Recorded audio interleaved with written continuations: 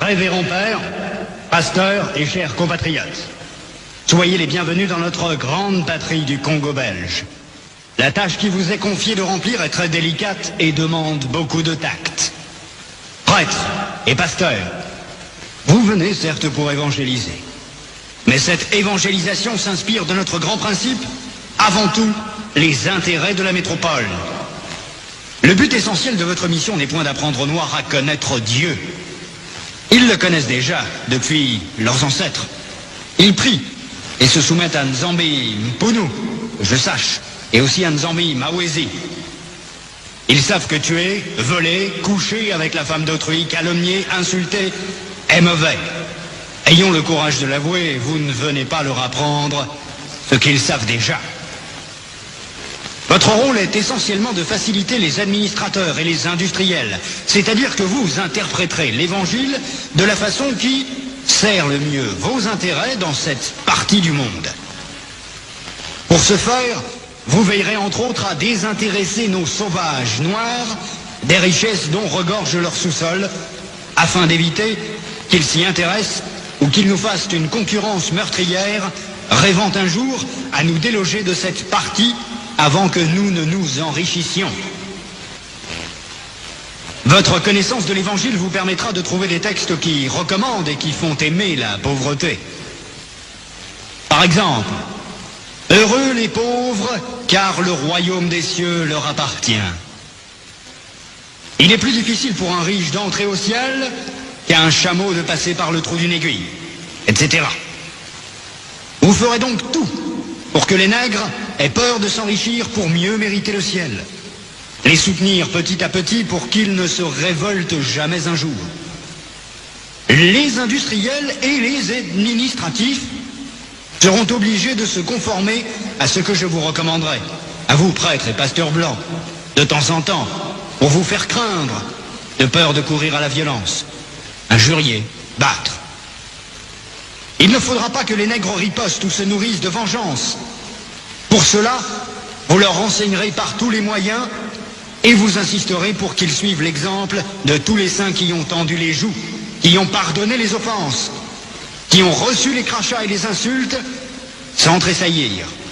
Il faudra les décourager et les détacher de tout ce qui pourrait leur donner le courage de nous affronter. Je songe ici spécialement à leurs nombreuses fétiches de guerre qu'ils prétendent ne point abandonner. Votre action doit porter essentiellement sur les jeunes, afin qu'ils n'hésitent point de nous saluer. Quand le commandement du Père est en contradiction avec celui des missionnaires, qui sont les pères spirituels de leurs âmes, vous insisterez particulièrement sur la soumission et l'obéissance, même aveugle. Cette vertu se pratique mieux quand il y a absence de critique. Apprendre aux élèves à croire et non à raisonner. Ce sont là, chers prêtres, pasteurs et compatriotes, quelques-uns des principes que vous appliquerez sans faille. Vous en trouverez beaucoup d'autres dans les livres et textes qui vous seront remis à la fin de cette séance. Vous verrez donc ce que je recommanderai à vous, prêtres et pasteurs blancs.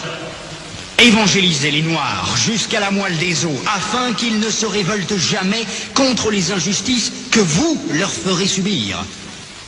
Faites-leur réciter chaque jour « Heureux ceux qui pleurent, car le royaume des cieux leur appartient ». Convertissez les Noirs au moyen des chicottes. Gardez leurs femmes à la mission pendant 9 mois, afin qu'elles travaillent pour vous. Courtisez-les s'il le faut. Et exigez ensuite à ces convertis qu'ils offrent en signe de reconnaissance des bonnes viandes, poules, coqs et œufs, chaque fois que vous visitez leur village. Faites tout pour éviter que les Noirs ne deviennent riches. Pour ce faire, chantez-leur chaque jour qu'il est impossible à un homme riche d'entrer dans le royaume des cieux. Faites-leur payer une taxe chaque semaine à la messe de dimanche. Détournez cet argent prétendument destiné aux pauvres pour avoir des magasins importants là où vous êtes, paroisses, procures. Transformez vos missions ainsi en de gros centres commerciaux florissants et aidez légèrement les pauvres pour encourager d'autres blancs à investir régulièrement. Demandez aux Noirs de mourir de faim et vous autres vous mangerez 5 fois par jour. En plus, que vos ventres soient toujours pleins de bonnes choses et que vos bouches exhalent partout l'odeur des oignons. Instituez pour eux un système de confection qui fera de vous de bons détecteurs pour dénoncer tout noir à une prise de conscience pour la revendication de l'indépendance nationale. Enseignez une doctrine que vous ne mettrez pas en pratique, et peut-être s'ils vous demandent pourquoi vous comportez-vous contrairement à ce que vous prêchez, répondez-leur, vous les Noirs, suivez ce que nous lisons et non ce que nous faisons.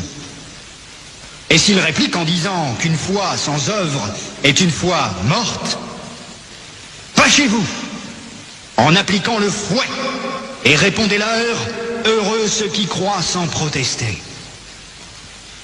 Dites-leur que les statuettes que vous gardez chez vous sont l'œuvre de Satan. Confisquez-les et allez remplir vos musées, ainsi que ceux de Ternérine au Vatican. Faites oublier aux Noirs leurs ancêtres, afin qu'ils adorent les vôtres. Ils ne les écouteront jamais, par exemple, les saintes, la Vierge Marie, Sainte Thérèse, Saint Martin. Faites-leur prier en les mettant à genoux comme punition. Et obligez-leur à réciter le chapelet 10 fois ou plus. Ne présentez jamais une chaise à un noir qui vient vous voir. Ne l'invitez jamais. Donnez-lui tout au plus une cigarette.